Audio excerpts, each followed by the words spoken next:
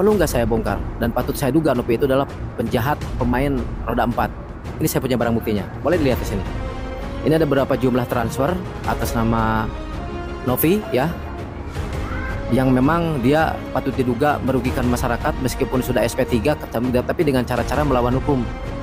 Coba didekatkan, saya dekatkan dengan kamera. Dan ini saya dapat kiriman dari seseorang yang merasa tertipu ya, dengan satu unit mobil yang katanya nggak tahu dia didonasikan atau disumbangkan, tapi ini adalah fakta bahwa masyarakat Indonesia ini dirugikan. Bahwa STNK dan ini STNK asli mobil Alphard sama kuncinya masih dipegang yang punya, sehingga orang tersebut kehilangan uang ratusan juta ya, totalnya hampir 180 juta, sedangkan mobilnya nggak ada, kuncinya masih di dia. Nah, ini namanya fakta, saya sampaikan seperti ini, ada buktinya.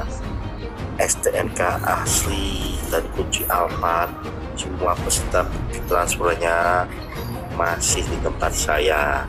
Jadi kalau si Novi jual Alphardnya, berarti dia menggunakan STNK yang duplikat. Gimana kabarnya ini?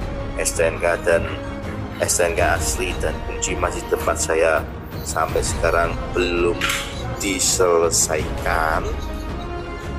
Terima kasih teman-teman. Begitu ya? Gimana pendapat kalian guys dengan nih orang? Hah? Ada dendam pribadi apa dia? Semua perkataan dia sudah langsung dibuktikan oleh Novi. Narkoboy, dah. Ini SP3 loh yang ditunjukkan bukti ini. Apa lagi bang? Hah? Gimana pendapat kalian guys? Ini orang mau ngapain? Hah? Hati-hati loh, mulutmu harimaumu akan kembali pada dirimu. Lihat ya, lihat. Kita kenapa-napa, ini bukan tindak kriminal, ini saya malah korban yang notabene di titik perawat tiba-tiba ujuk-ujuk udah ada di daerah Ungaran gitu loh. Dibilang rugi ya jelas saya dirugikan, mobil saya udah dibongkar-bongkar. Coba. Tapi saya mikirnya ya udahlah, mau gimana pun kondisi mobil saya, yang penting fisiknya ada, itu aja udah yang saya pikirin udah. Nah terus setelah dari sana kita langsung meluncur dan ngebut gaspol guys ke rest area Batang, kilometer 386 kalau nggak salah ya.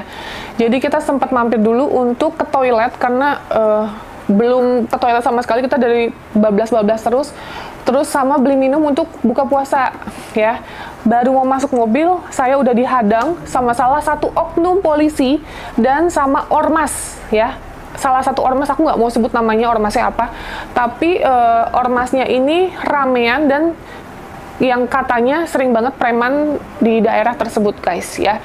Aku nggak tahu menau, tapi yang jelas di sini saya menjelaskan dengan sopan. Awalnya saya dibentak-bentak di video tersebut. Jadi saya dibilang katanya ini kan masih sengketa mobilnya, kamu mencuri mobil. Hah? Saya mencuri mobil? Mobil siapa yang dibilang mencuri? Mana buktinya? Kalau emang dia yang merasa dia memiliki mobil itu, mana STNK-nya atas nama siapa? Saya balikin dong ya kan. Mana perjanjiannya? Mana perjanjian saya kenal sama si Bapak H itu mana? Saya langsung bilang, Pak, cek handphone saya. Saya tidak kenal sama si Pak H, saya tidak kenal sama yang di Magelang, si Pak L, saya nggak kenal sama Pak S, sama Pak T, saya nggak kenal sama sekali. Waktu pada saat saya menitip perawat kan, saya sama yang pertamanya saya nggak kenal, si Bapak T ini nggak kenal. Jadi saya udah percaya sama teman saya aja gitu loh. Saya pikirannya udahlah, pikiran baik, yang namanya kita mau nolong, udah nggak ada pikiran gimana-gimana. Ya udah gitu, dan ternyata jadi seperti ini yang menjadi pelajaran juga untuk saya gitu. Nah, udah selesai dari situ, kita ditahan-tahan sampai mungkin pasti di sana ada CCTV-nya, itu pasti ya guys, tidak mungkin nggak ada di sana. Akhirnya kita ditenangin sama salah satu security di rest area tersebut. Aku lupa nama bapaknya siapa, mungkin bapaknya juga nonton. Yang saya nggak tahu salah saya ini apa, gitu guys. Nah, saya nggak mau berhenti dikarenakan ya, saya cuman buka jendela, saya bilang, kenapa Pak berhentiin saya? Kenapa Bapak berhentiin saya? Atas dasar apa Bapak berhentiin saya? Saya salah apa? Bapak berhentiin saya gitu. Kenapa? Saya itu kenapa Pak? Gitu, ini mobil saya.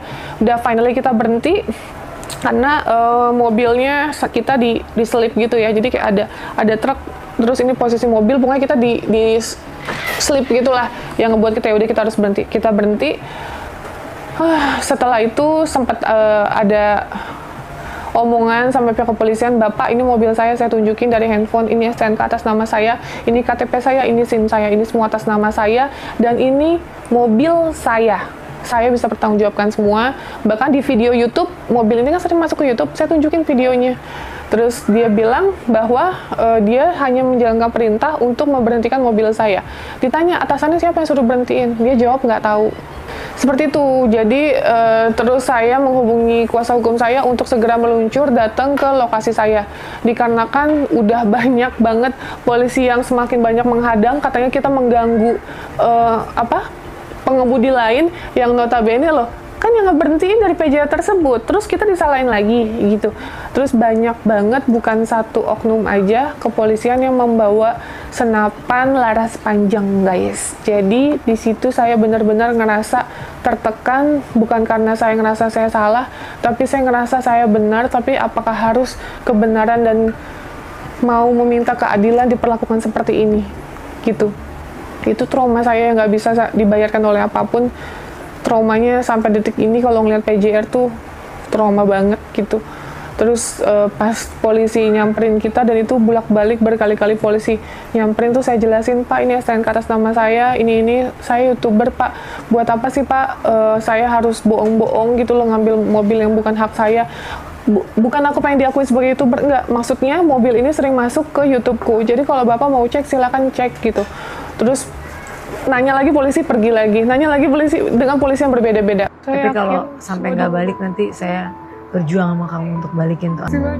Iya harus, kita harus balikin, harus ada di tempat yang memang sudah awal dia berada. Iya kan? Karena selesai ini administrasi semua ya.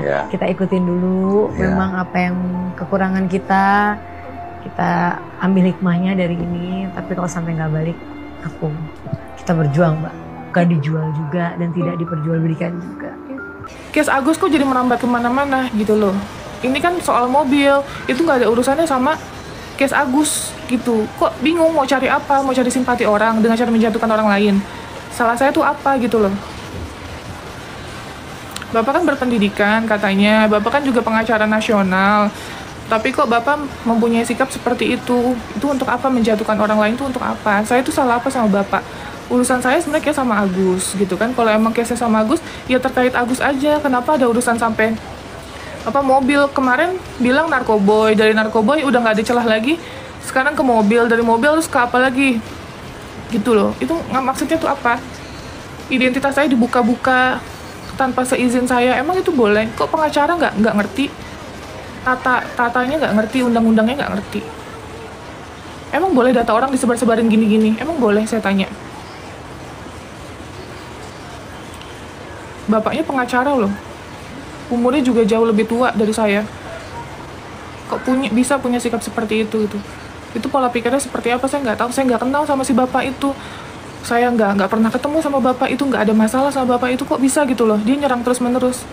Kemarin bilang katanya, Tenovi coba tes urin. Udah tes urin ya kan, udah selesai tes urin. Katanya, kalau urin mah bisa hilang. Lah kan awalnya dia bilang tes urin ya, makanya kita turutin lah tes urin. Dari tes urin selesai, terus dia bilang kalau tes urin mah bisa di ini, ya udah tes rambut. Ya sudah tes rambut, tapi lagi nunggu hasilnya guys.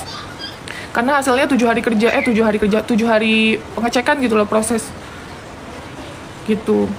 Terus nanti dari tes rambut apalagi mau liur nih, keringat kuku atau pup saya siapin.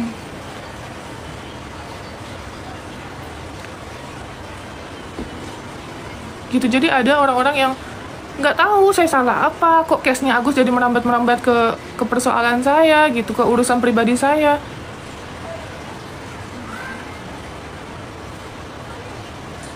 Nggak ngerti gimana gitu, nggak ngerti kenapa gitu.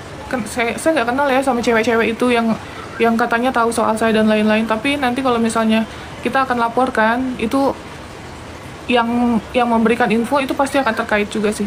Yang kemarin sempat memanas dengan saya secara pribadi saya meminta maaf lahir batin apabila Mbak Novi tersinggung.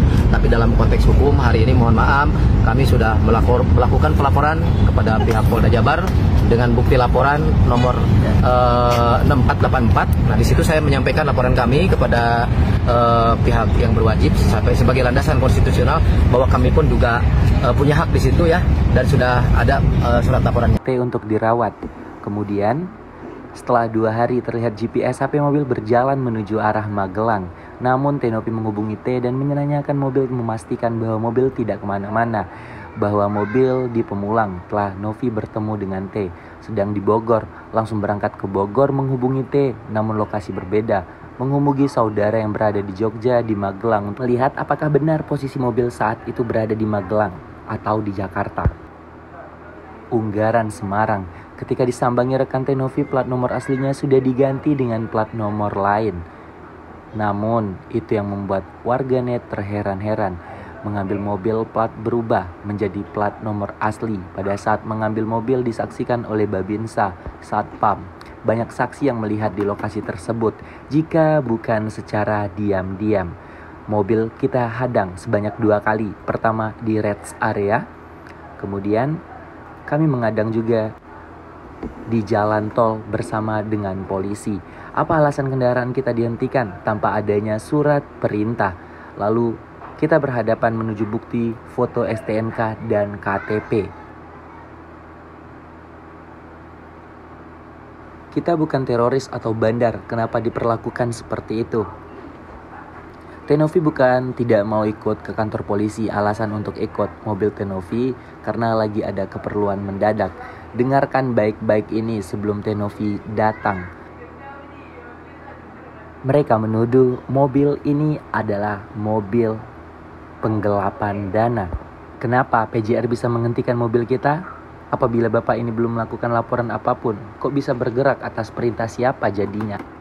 Di sini sebagai korban, mobil yang digelapkan oleh pihak-pihak tidak bertanggung jawab. Dan kita tidak ada tindakan kasar atau pembobolan mobil karena ini milik saya. Dan apakah mengganti plat nomor bukan tindakan pidana? Untuk apa mengganti plat asli dari mobil tersebut?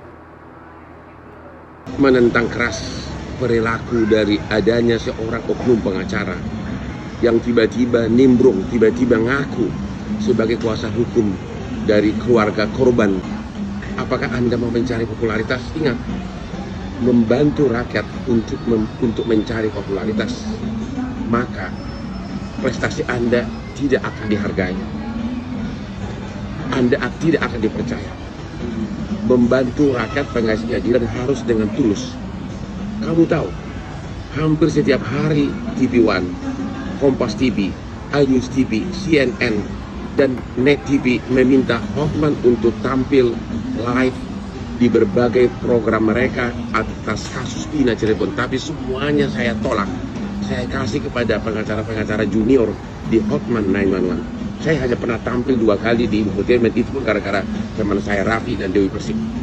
Jadi saya melakukan itu bukan untuk mencari popularitas, ya, tapi murni dengan niat baik. Jadi bagi kamu pengacara yang pernah dipecat oleh kliennya karena minta duit melulu, udah deh, tahu diri lah. Rakyat tidak akan percaya kamu karena reputasi kamu sudah sangat kotor.